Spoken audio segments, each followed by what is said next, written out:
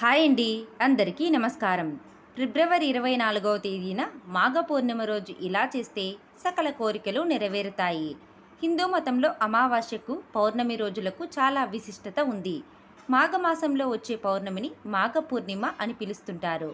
ఈ పౌర్ణమికి విశేష ప్రాముఖ్యత ఉంటుంది. మాఘమాసం అన్ని కార్యాలకు పవిత్రమైనది. ఈ రోజున ప్రత్యేకంగా భక్తులు చంద్రుడిని పూజిస్తారు. అలాగే ఈరోజు శ్రీ మహావిష్ణువును పూజించడం ఆచారం. దీనివల్ల కోరికలు నెరవేరుతాయనే విశ్వాసం ఉంది. మాఘమాసంలో వచ్చే ఈ పౌర్ణమి రోజున దాన ధర్మాలు, పవిత్ర గంగా నదిలో స్నానం ఆచరించడం వల్ల పుణ్యఫలం దక్కుతుందని విశ్వసిస్తారు. మాఘ పూర్ణిమ ఈ ఏడాది ఎప్పుడు వచ్చింది, ఆ రోజు ఏం చేయాలో అనే విషయాలు ఇప్పుడు ఈ వీడియోలో తెలుసుకుందాం.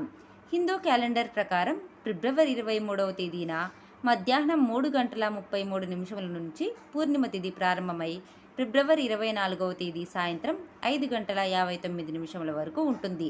కాబట్టి ఫిబ్రవరి 24వ తేదీన మాఘ పూర్ణిమను జరుపుకుంటారు. మాఘ పూర్ణిమ రోజు దేవతలు మానవ రూపంలో భూమిపైకి వస్తారు. ఆ రోజున వారు గంగా నదిలో స్నానం చేసి శ్రీ మహావిష్ణువును పూజిస్తారు. అలా పూజించడం శుభప్రదంగా భావిస్తారు. మనం చేస్తున్న పాపాల నుంచి విముక్తి పొందాలంటే మాఘ పూర్ణిమ రోజు స్నానం చేయడంతో పాటు అదే రోజున దానం కూడా చెయ్యాలి. పౌర్ణమి రోజున విష్ణువును, లక్ష్మీదేవిని పూజిస్తే సకల కోరికలు నెరవేరుతాయి.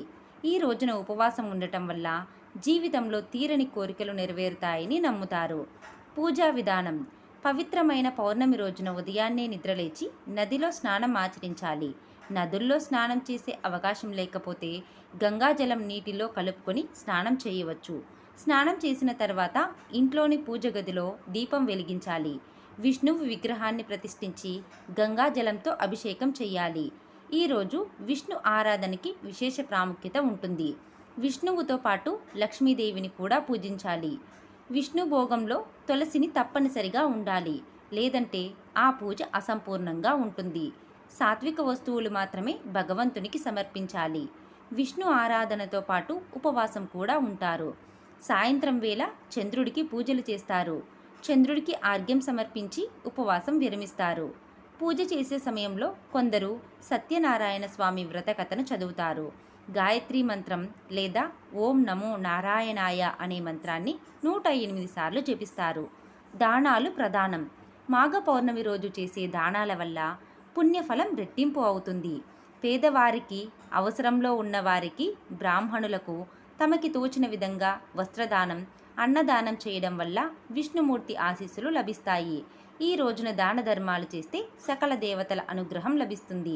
శని ప్రభావం ఉన్నవాళ్ళు ఈ రోజున చెప్పులను దానం చేయాలి. చంద్రగ్రహ ప్రభావంతో బాధపడుతున్న వాళ్ళు వస్త్రదానం చేయడం వల్ల గ్రహ బాధలు తొలగిపోతాయి.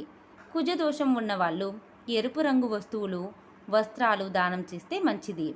రాహుకేతు దోషాలు ఉన్నవాళ్ళు తేనె, ఖర్జూరాలు దానం ఇవ్వాలి. ఆకలితో ఉన్న పేదవారికి అన్నదానం చేస్తే సిరి సంపదలు దక్కుతాయి. ముఖ్యంగా పేదలకు అన్నదానం చేయడం చాలా మంచిది. ఇలా చేయడం వల్ల అనుకున్నది జరుగుతుంది. ఇలాంటి మరిన్ని వీడియోస్ కోసం వీడియోని లైక్ చేసి షేర్ చేయండి. అలాగే ఛానల్ని సబ్స్క్రైబ్ చేయండి. Thanks for watching friends.